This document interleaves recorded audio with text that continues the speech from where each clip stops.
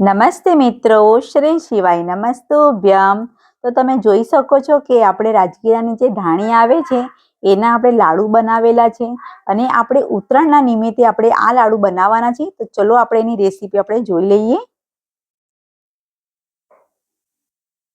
તો આપણે પહેલા કઢાઈ લઈ લઈશું અને કઢાઈમાં આપણે 1 વાડકી જેટલો ગોળ લઈ લેવાનો છે. ઝીણો કતરણ કરી છે આપણે અને થોડુંક સેજ પાણી અંદર ઉમેરી લઈશું, 1 ચમચી જેટલું, અને બરાબર આપણે એને મિક્સ કરી લેવાનું છે. આવી રીતે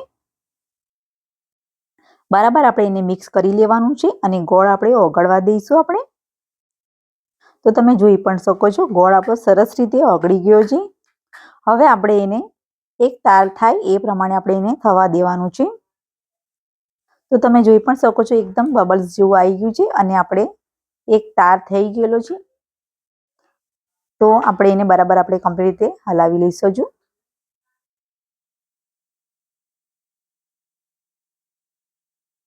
તો હવે કમ્પ્લીટ આપણો તાર થઈ ગયો છે.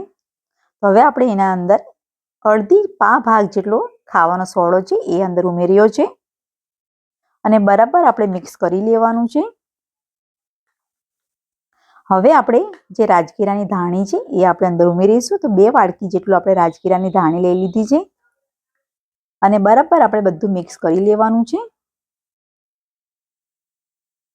તો તમે જોઈ પણ શકો છો એકદમ સરસ રીતે આપણું બધું મિક્સ થઈ પણ ગયું છે. અને હવે આપણે એને ઉતારી લઈશું અને આપણે પાણી લીધું છે હાથમાં અને ફટાફટ આપણે હવે એના લાડવા બનાવી લઈશું. ઉત્તરાયણના નિમિત્તે આ વખતે આપણે રાજગીરાની ધાણીના લાડુ બનાવેલા છે. તો આવી રીતે છોકરાઓને પણ સરસ રીતે ભાવે છે. તો આપણે કમ્પ્લીટ બધા લાડવા આપણે કરી લઈશું.